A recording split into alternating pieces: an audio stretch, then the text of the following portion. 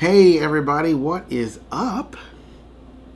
It's Devin, LaVore, and Michelle LaVore coming at ya. I always try to make her laugh with my intros by doing a long, drawn-out "What's up, everybody?" You know, I don't know. She thinks it's funny, so now I'm encouraged. You know how it happens when you're a little kid. You know, you laugh at a kid and they just want to do it more. So you laughed at me, so you know, it was an encouragement.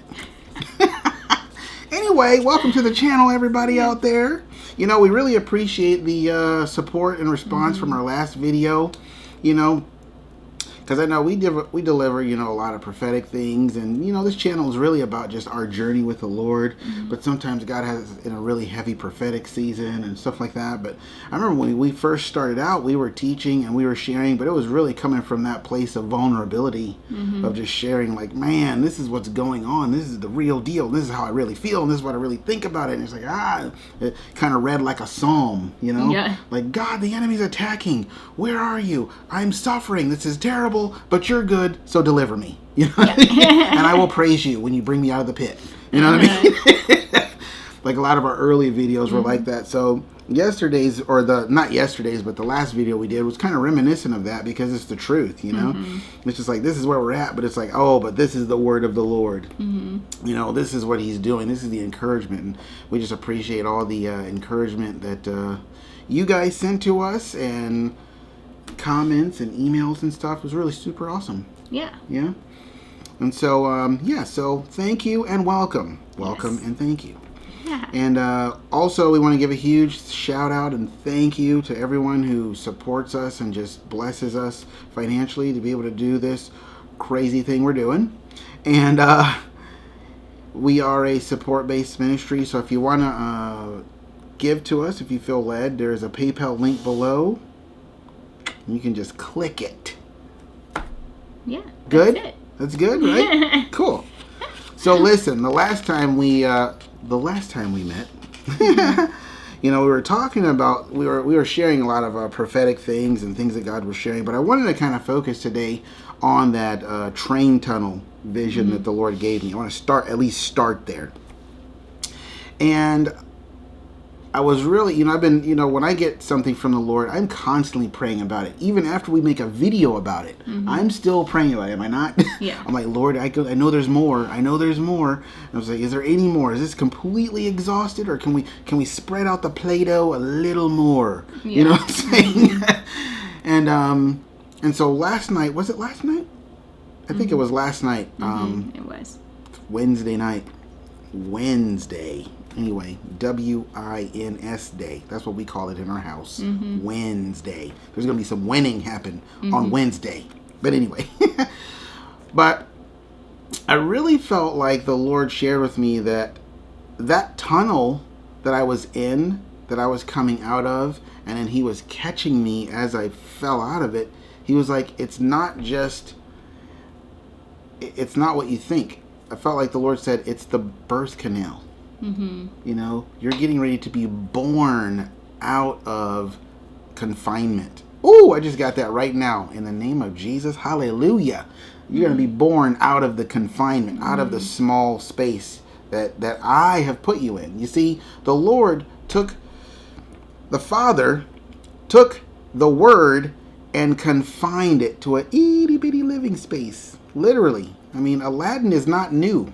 You know, that whole phenomenal cosmic power, itty-bitty living space. Yeah. I mean, he took his word, which is phenomenal cosmic power, and he put it in an itty-bitty living space, which was Mary's womb. You know, and then he grew to a point where he's like, okay, like natural growth, you got to get out of there. You know what I mean? And so it's like God has a time frame and a set time for the things that he's doing, and he puts things in motion like starting a clock. You know, that's why a lot of times you pray for deliverance at a certain, oh God, send it right now, send it right now. Well, it's not the time for it. Oh, well, I'm going to die, I'm going to suffer. No, you're not. Here, let me encourage you with the word. So until the set time comes, I'm jumping ahead of myself. Until the set time comes, there's constant encouragement to continue to believe and continue to keep going, even if you feel like you're going to die and you're going to just drop everything and the world's going to fall apart.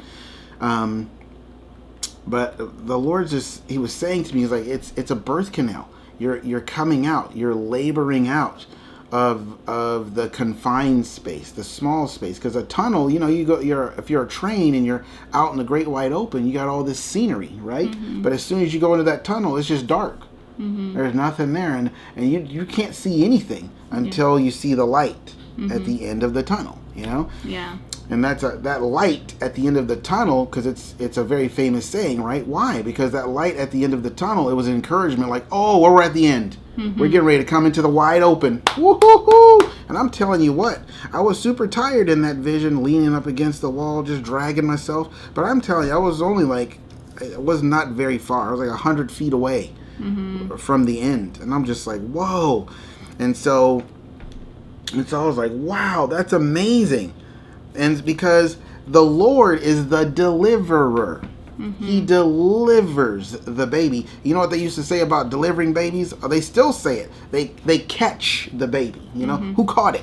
It's like, oh, the doctor, he caught the baby. So I'm coming out and I pop out of the tunnel and he just catches me. You see what he did there? You see what he did there? The Lord catches me. And then there's this other thing that kind of fits in with it, if you can work with me here. That we all at one point, like last year, we got these little prophetic pictures. And we all had different ones, but my prophetic picture was a baby in a high chair drinking a sippy cup. And the Lord was like, that's what's going to happen. When you come into the time of manifestation of the promise, you're going to be like a baby, just sitting up in the high chair, drinking on the goodness of God. You got no worries, no issues. You're going to be loud and obnoxious and smashing on your table and just being like, I'm so happy. Is it water play time? You know what I'm saying? It's like that's what's going to happen. There's going to be such an immense joy and a rest and a confidence in the Father's care for you.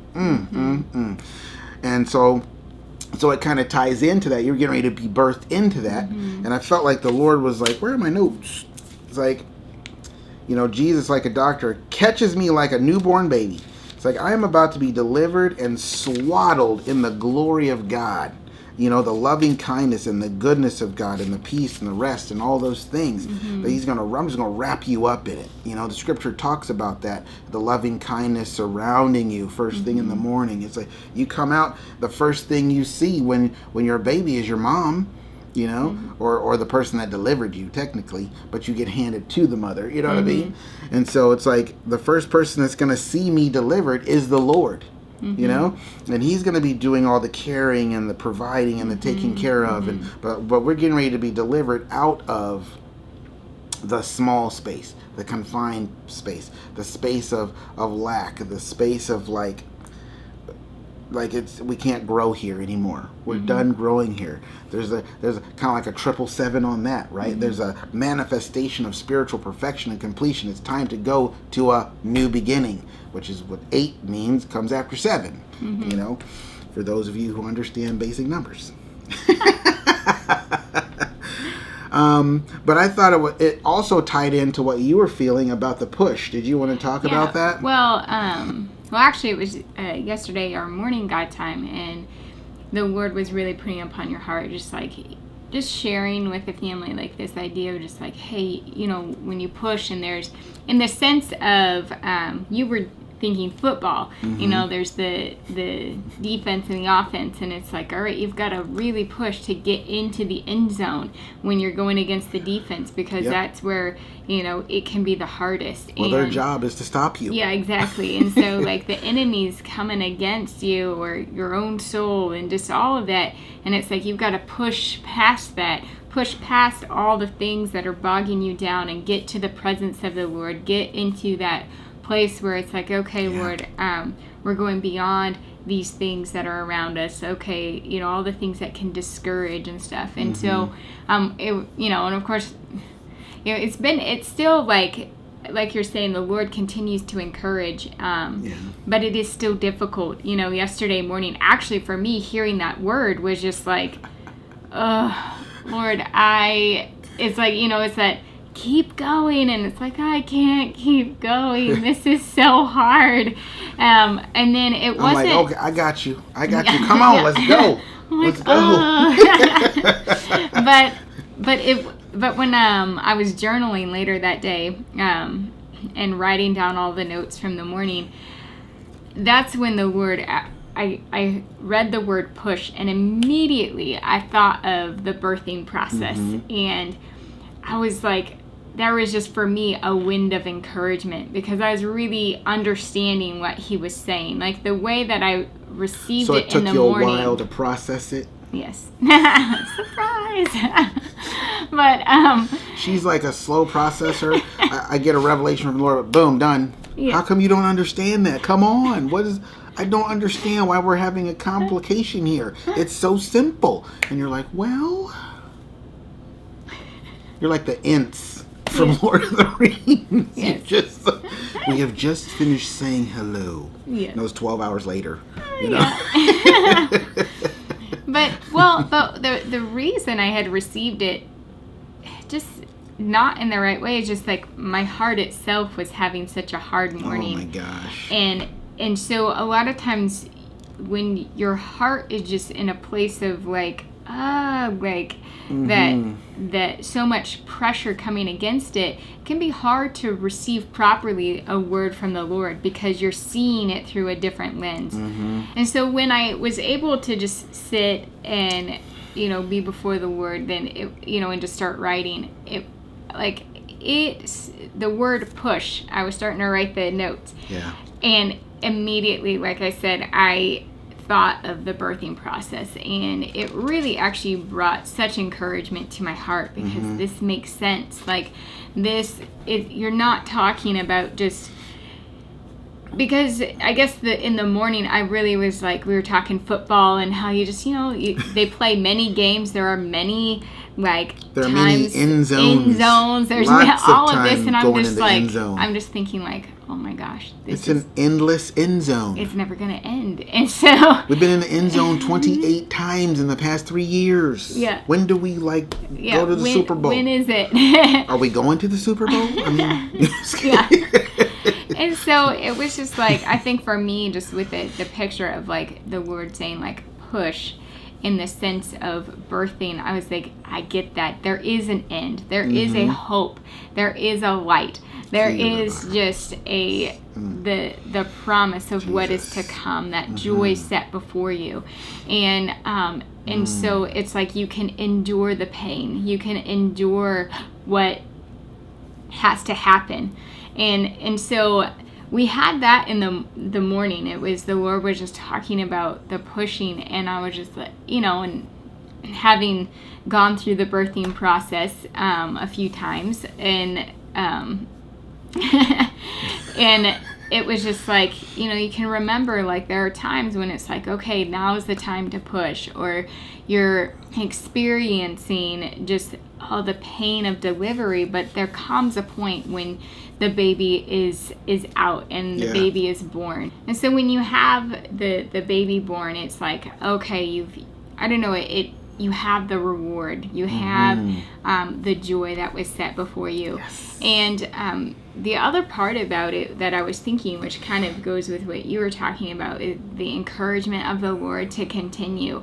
Is like when you're in labor, that's really what most of the people around you are going to be doing. They're going to just be encouraging you and saying, hey, you're doing good. Just keep breathing. They're like reminding you of just how to continue through the process. And I feel like in a lot of ways that's exactly how the Lord has been for our hearts. He's like the labor and delivery coach. He is everything. And it's just like, he's the coach, he's the deliverer, he's the doula, he's the bed, he's the pillow, he's the sheets, he's the springs in the bed, you know what I'm saying? He's the room.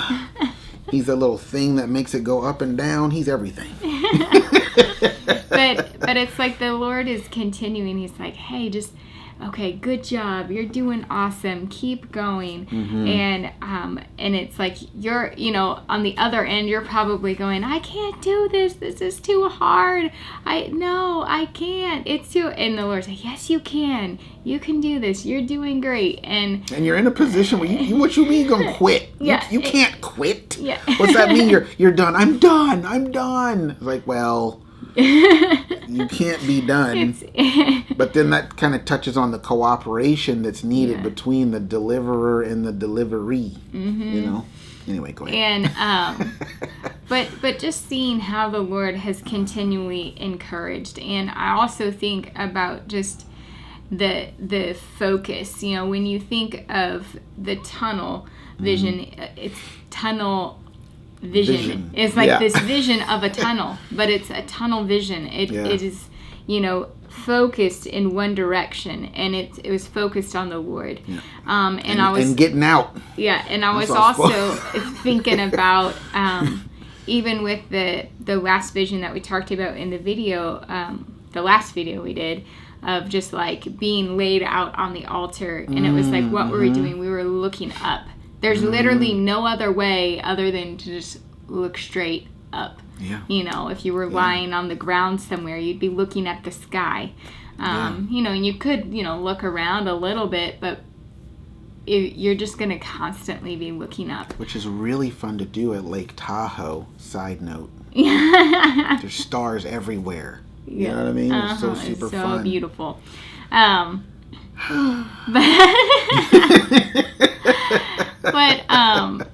But it was just like in both of those visions, it's just like we're looking up or looking to the Lord, and that's where He's trying to keep our focus. Is just like push past all of those things, so you can continue to press into the Lord, so you can continue to see His face and look at Him and see the joy that's set before you.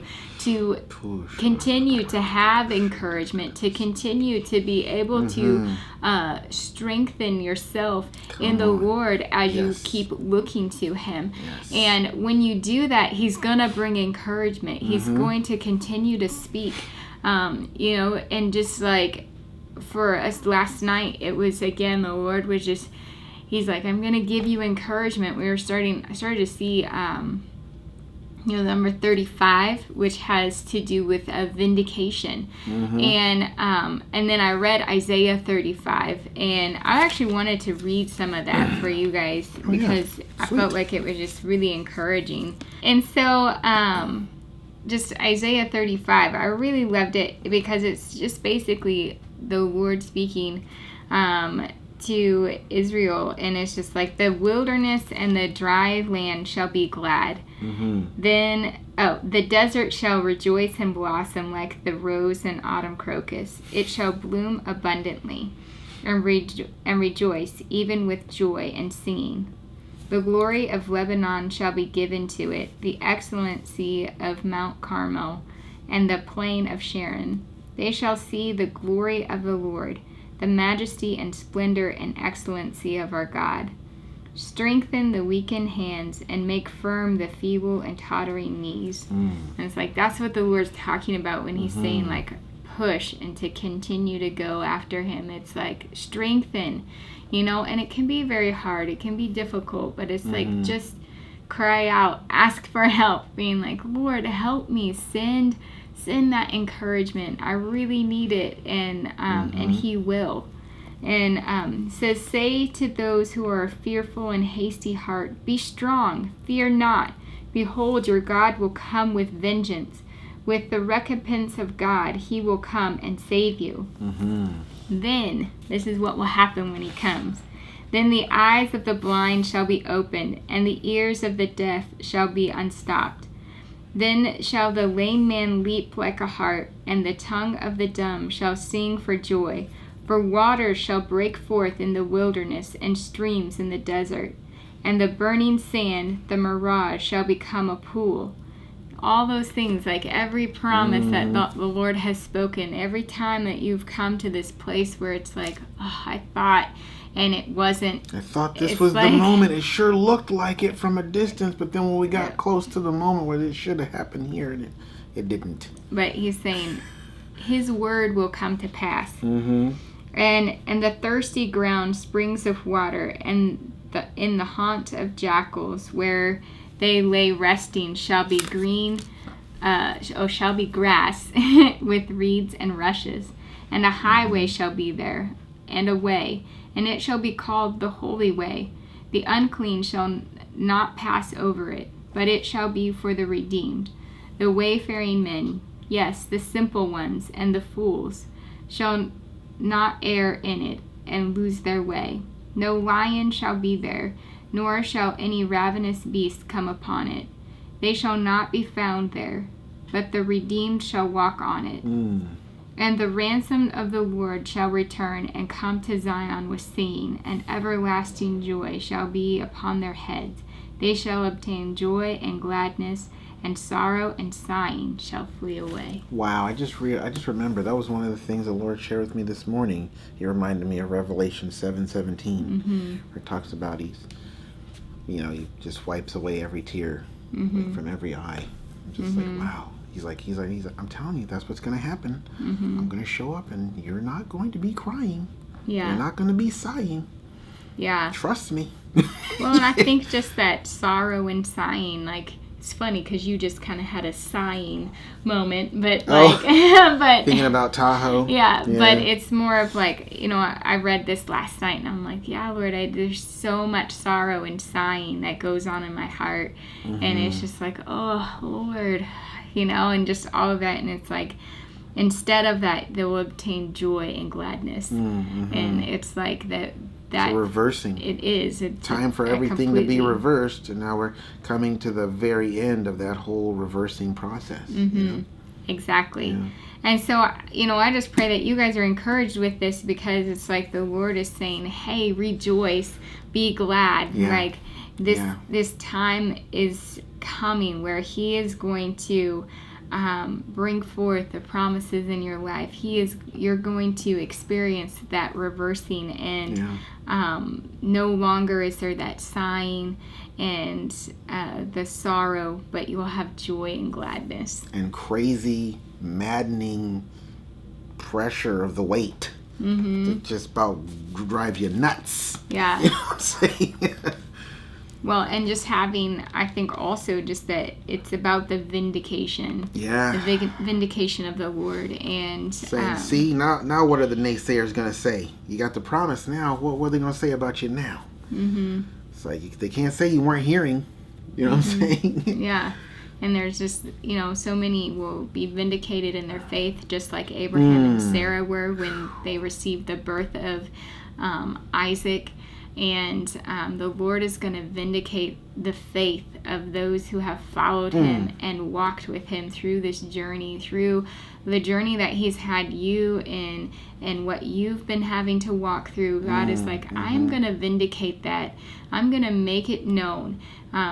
Just like we prayed a couple, maybe it was last video, I can't remember. When you prayed? Yeah, when we prayed. I think it was you. Just we've been praying a lot lately. just oozes out on the videos. Yeah, just that the Lord is saying, like, He's going to vindicate you by saying, like, yes, you have done this because of my word. You have lived your life the way that you've lived it because of me. And I'm going to bring forth my vindication rain upon you. And you're going to receive from me. And you're going to just rejoice in me. And you're going to see my glory displayed upon your life. And those that were around you that were laughing and all of those things, just like with Noah, he was vindicated in his faith when the floods came. And so just time and time again, the Lord comes through, and He will vindicate His people, and He will show Himself strong on their behalf. And so be looking forward to that. Yeah. Well, there was another thing that I wanted to share also, regarding like just further encouragement of like, what exactly are you doing? You know what I'm saying? And it's like, here's another vindication of faith type of situation. When the promise is fulfilled, there's a vindication of faith. And I just have to interrupt here. I'm interrupting myself. No, it's not. You see, it's not me interrupting. You see, come on now, give me some slack. I'm the one talking and I'm interrupting myself. No, it's a this just in. I feel like the Lord's saying for the United States of America even, there's going to be a national vindication. Meaning there's going to be a righting of something that was very wrong. And we all together, the whole earth is going to see the salvation and glory and vindication of the Lord. as he reverses and turns and changes things for the better, for the right in our nation. Now see, for the right, that's not necessarily better for some people. Sometimes righteousness for the wicked is not good. They don't like it. You know, but it's the same thing. Wickedness toward the righteous. Well, righteous people don't like wickedness. It's a war. It's a battle. But I feel like God's saying, I'm getting ready to come on the scene, and I'm getting ready to do some stuff that no one's going to be able to undo. Ooh, I feel like the Lord's just saying this. I feel like the Lord's saying this time, you know, like when Elijah came to me, you know, it was like the Lord. I wasn't in the fire and the earthquake, and I feel like the Lord say, this time I am going to be in the fire. This time I am going to be in the earthquake. I am going to be in the wind. And I am going to be in the downpour of rain. God's like, I'm going to be involved in all of it. You know what I'm saying? Yeah. And you're just going to see the glory of the Lord in it. And his tidal wave of justice. Yeah. It kind of goes back to that, doesn't it? Yeah. But also, one of the things that the Lord was sharing with me yesterday morning, or I'm always trying to figure out the date of these things, but I was standing in the wilderness, right? It was just, there was literally nothing around, like nothing anywhere. And I get this vision of just myself, and I'm just singing to the Lord, I'm praying to the Lord, I'm decreeing to the Lord. Was that yesterday morning? Yeah. And I just wrote a little vision of it on the post-it here, but I can't literally do like that. It's just a little post-it. But I'm doing all these things, right? And then the Lord shows me every time that you're doing that, you're sowing into heaven. You're storing these things up to heaven for a future manifestation of everything you're praying for and decreeing. But it's like, but also there's an exchange happening. There's a relationship happening. Whereas while you're storing things up in heaven, you're storing up the answers to the thing you're asking for here on earth. So you're like sowing also in earth, but you're also storing up in heaven, you know? And I felt like the Lord was just saying, like, you've got to keep doing that.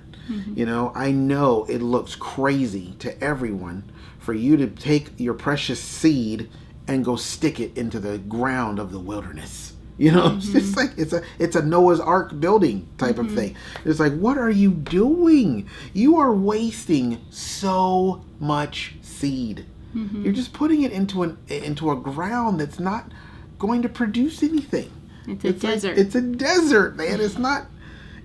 Oh my gosh. It's like, well, listen, man. It's your seed. It's your life. It's your life. You can take your life and you can put it into whatever you want to put it into. But man, you could be doing something different, bruh. I mean, I'm just saying, you know. But the Lord's like, no, keep sowing. Keep doing whatever it is that you're doing, whatever it is that God's got you doing. Keep doing it, because it's like we saw this video once by Dr. Keenan Bridges. I always mess up his first name, Kynan. He's a pastor, I believe. But he said the rain is coming, and he said, now listen, rain only matters when you have seed in the ground. And I was like, wow, that is so true. If you have no seed in the ground, the rain will come and nothing will happen. See, that's when nothing will happen, is when you're not sowing, when you're not putting your life into whatever it is that God's having you put your life into, when you're not believing, when you're not praying, and when you're not pushing past all this stuff, when you're just like, oh, this is just pointless. I'm done. I'm going to go sit on the bench. Okay, well, you're going to get a sit on the bench blessing. You know what I'm saying? It's like, if you just continue sowing, fulfill to the full measure everything that God is investing in you and having you do here on earth, it is mirroring something that's going on in heaven. So as you're sowing here on earth with prayers and and prophetic utterances and prophetic actions and all that stuff, it also translates to a storehouse of things you're collecting in heaven. And so God showed me this vision of this storehouse in heaven, and it was funny because everything was like in jars, and it was like an old grandma's, cellar or something, but and everything was in jars in this storehouse. And the Lord was like, oh yeah, well the prophetic utterances are over there, and the joy is over there. The joy is in that department, and then there's some loving kindness over there. Oh, those are the tears. Don't mess with those. Those are mine. You know what I'm saying? Don't take those. And it's like, I was like, this is not just a picture. This is what it's really like in heaven. Yeah. There is a storehouse in heaven. And God's like, at the proper time, at the right moment, when the season comes around, you know, it's like when the season comes around, you're going to hold a son, you know. It's like when the season comes around, there is a sound of abundance of rain. That means a release and an outpouring of everything you've been praying and declaring and seeking the Lord for is going to be poured out. But every time you've sought the Lord, you're sowing also a seed in the earth. So literally your seeds in the earth are doubled, and the double portion is sent to heaven. So it's like when the God's ready to pour out, he pours out on all that seed, and up from the ground comes all this seed. It's because it ties into another vision I had of us being in this ancient ruins and we're surrounded by desert, and then suddenly all these huge grass blades and stuff start just coming up out of the desert floor, and it was just like it was a miracle of epic proportion. I like saying that. And so I'm like, that's why. Because we keep pushing. We keep pushing past the stuff that's trying to keep us down. We keep praising. I mean, spirit and truth, like, no, God, I'm coming after you. Sometimes it's just like, I'm in worship and I'm just going, Lord, I'm just going to come into agreement with everything that's being sung right now. And I'm just, yes, amen. Sometimes that's all I can give. You know what I'm saying? But it's like that's what's going to happen. You know, there's going to be a garden. You know, why will the wilderness and the dry land be glad? Why? It shall blossom abundantly and rejoice even with... You're talking about the wilderness here. You do realize that, right? The wilderness is going to blossom. Ain't nothing going to blossom but a couple tumbleweeds. That's all we've been getting for the past 3 years. No, I'm just kidding. No, as far as like fulfillment of vision, fulfillment of his word, a reversing, the dry becomes fruitful. The barren is, you know, filled with a house of children. You know, there's a reversing that is upon us, as prophetic people like to say, and I'm just going to just go ahead and say it. Meaning it's soon. It's like when John the Baptist and Jesus, like, the kingdom of God is at hand, meaning it's like right here. It's right in your face. It's right on the other side of your seen reality. And he's right there. You know what I mean? Angels are all around. You can't see them, but they're like right there. You know? It's kind of interesting to really think about it. But but it's like, you know, it's you gotta. So I felt like the Lord was just saying, you gotta keep sowing. I was reminded of Sean Bowles. You know, he got tired of praying for healing for his lower back, and he was just constantly in pain, and he was constantly crying out for God to heal him, and God just wasn't doing it, and so he just gave up. And then this one guy, who is not really a prophetic guy, but he just came to his house and he was like, I think I have a prophetic word for you. And Sean's looking at him, you do? No. What? You're not even the prophetic dude. He's like, yeah, I feel like the Lord's saying, if you don't keep praying, he can't do what he's going to do. And Sean was like, oh my word. That's the Lord. And so from that moment, he just kept on praying and kept on praying, and it changed his attitude. There was like that fullness of humility for him. He's like I've counted over 200 times praying for this, and that's when I just started counting. You know, and that doesn't count the times before I started counting. And it was just, and eventually he went to this meeting, and God's like, hey, there's somebody with a lower back problem, and Sean is so used to. His soul had entered into the iron of this issue that he had. He's so used to being in the pain that he's like, oh, wow, someone's going to get their lower back healed. That's awesome. I wonder who it is. He was so used to it not being him, not getting the answer, that he was just like, oh, wait a minute. And everyone in the aisle is looking at him. He's like, dude, it's you. You're the one. He was like, oh, okay. And then he went up, got healed, and he hasn't had an issue with it since. And I just feel like God takes us through that. He takes us through that because he's looking for people who will be found faithful to feed the sheep at the time they need to be fed, to care for them, to shear them, to, you know, who is going to do that? Because I got to test you first, because I'm not going to give you my most precious thing when the going gets tough, you get going and now they're abandoned. God's like, I've had enough of that in church history. I'm done with that. It's like the guy's like, I never wanted that to begin with. And so I'm raising up a new kind of shepherd that is just not going to quit. Yeah. You know? And even if they do quit, it's because I told them it's time for you to move on. People who are just really, it's like that murmuration of birds. You know what I mean? It's like people are just going to be led by the Spirit and not by what they say is the Spirit or what they think is the Spirit, but really be led by the Spirit. And God approves of it, of their life. You know, other people may not, but God does, and He proves it by His hand upon us. You know, so that's what you're doing when you continue to believe. You know, when you continue to do what you're doing, whatever it is, or whatever, as you continue to obey the Lord and what He's asking you to do, you are sowing much seed. You know, if you sow much, you will reap much. If you sow little, you reap little. That's a biblical principle. You know, it's a principle of farming. You know what I mean? So it's like keep sowing. You know, rain only matters when seed is in the ground. It's the farmer who receives the harvest, you know, rightfully so. I put rightfully so, S-O-W. Rightfully so. You better sow rightfully. Anyway, so it's like it's the mother who births the baby that first receives the child. You know what I mean? So it's like as you continue to do that, you're going to receive of the harvest. It's going to happen. And the promise of God is going to take place in your life, you know. So, I was going to read some scriptures, but I think I'll be done there, you know. So, anyway. It's good. I think like when you're just talking about just just that deepening of humility.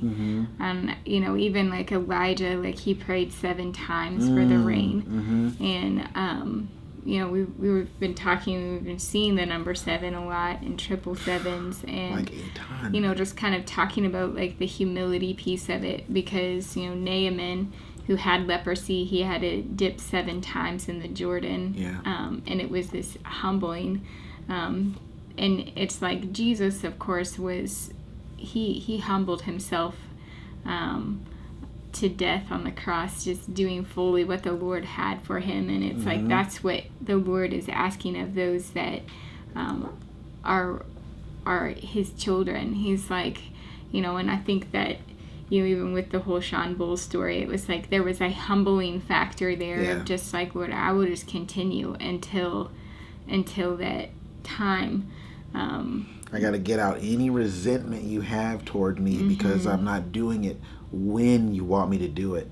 You know, that's kind of like a stripping and tearing down situation right there, you know? Yeah. And so that there's that, just I think that fullness of humility and a completeness of humility. And when you just lay down and it's like, okay, Lord, we are here. We are going to just be here, and we're going to continue to press on until, you know, the Lord has the watchmen on the walls. It says that they will pray day and night until. And so it's like... No. You can't bring that scripture up and not read it. All right. That's a trigger. For Zion's sake will I, Isaiah, not hold my peace, and for Jerusalem's sake I will not rest until her imputed righteousness and vindication, because that is what we're talking about. There's going to be a vindication, goes forth as brightness, and her salvation radiates as does a burning torch. Come on now, that's what the Lord's talking about. When He comes to bless you, everybody's going to know it. Yeah. Everybody's going to see it. You don't got to brag about it. You don't got to just go run and tell everybody. Everyone's going to notice. Yeah. Do I have more to say? Yes, I do. I'm trying not to.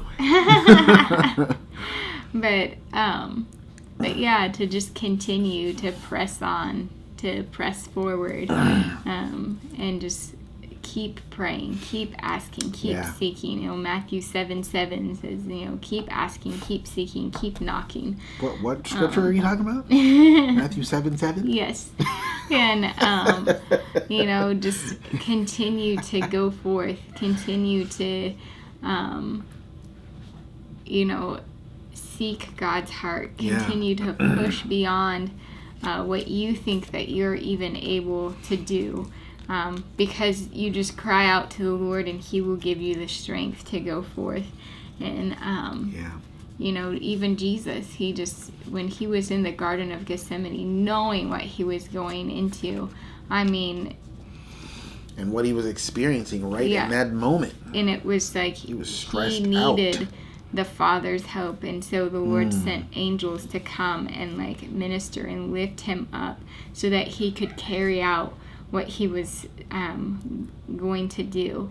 Yeah. And so there, even for us, the Lord has strengthening. He has angels to help minister to us. He has his words of encouragement to say, hey, I'm going to strengthen you so you can finish that with what I've put in front of you to do.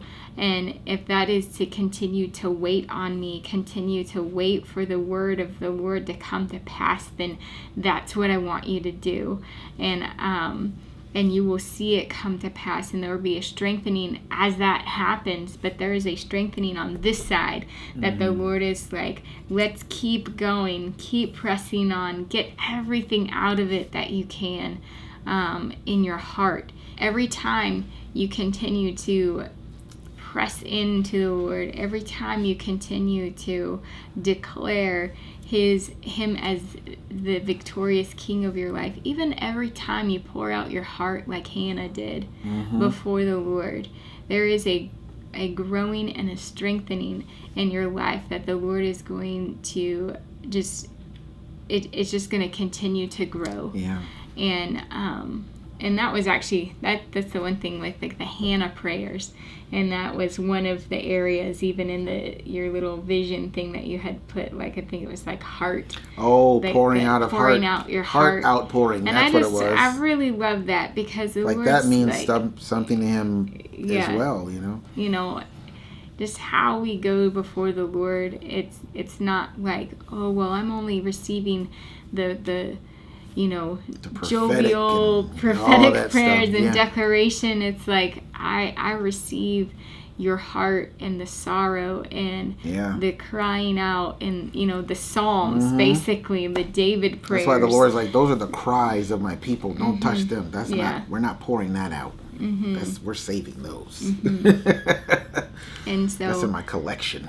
It's just that just as we're here and as we continue to just live before him, it's just like that sense of keep going, keep crying out to the Lord until he says you're done, and it's like, all right, the baby has been born, the vindication and you'll know is because complete. It will be put in your hand. Exactly. Like, oh wow, you're releasing your servant to depart. Luke 2:29 through 32. Yes. At 2:22 p.m. Yes. So. I think that's all I have. Yeah, that's it, man. We just wanted to encourage you guys with a little follow-up video, and I think our act, was it 7? It's pretty obvious. Scene 7 is pretty obvious at this point what it's about. We're giving it to you in little bits and pieces along the way. We get Act 2, Scene 7. Man, that video was only 4 minutes. No, who are we talking about here? Come on. No, that's how long I'll do an intro. Yeah, it'll take 4 minutes. I've been working on it. But yeah, so we just pray that you guys are blessed today by what the Lord has to share, and just be encouraged to continue on, to continue to believe, and just know that the Lord is going to turn the wilderness, your wilderness, into a garden, a garden of delight. Yes. And delight yourself in the Lord, and He'll give you the desires of your heart. Hope deferred makes the heart sick, but when the desire is fulfilled, it is a tree of life, a delight. When the baby's born, you're instantly happy. Yeah. You don't care about the pain you literally just got done with, and it's still going to be there for several weeks actually. But the birthing pain is gone. You know, you're happy again. It's like, yay, here it is. Man, I'll tell you what, I am praying for that. That is the heartbeat of our family right now. It's just, we're praying for the birth. Break some water at least. We're in the labor and delivery room. Let's break some water and see a birthing. Yes. Well, I really am. I'm wanting to see that, like some sort of something in regards to that this week. I really am, because Lana Vosser was talking about, for many, that's the word that always triggers me. For many, there will be a roar of the Lord and a vindication and all that. I'm like, Lord, it's Thursday. Are you going to do one of these Saturday midnight hour things? I'm cool with it. Can I see something? Is it our turn? Are you going to call our number? You going to call our number? I'm just afraid we're going to get to Sunday and be like, nah, number wasn't closed. That's it. Well, we'll just keep on going. I really am. I'm just seeking the Lord. I'm knocking reverently on the door of heaven, and I'm just going, Lord, please. That was kind of like my prayer this morning. I've been up since 7 o'clock this morning. They didn't get up till 9. And I was just praying the whole time. I'm just like, Lord, having a time with the Lord, So, yeah. Restoration and vindication. Yes. So. All right. So, guys, until next time, we will see you later. Yep. And love you guys. We love you. Hope you're encouraged. Come on now, keep sowing. Let me just give this to you real quick. Rain only matters when seed is in the ground. Keep your sowing, people. Keep sowing. Yes. Okay. Amen. All right. See ya. Bye, guys. Bye.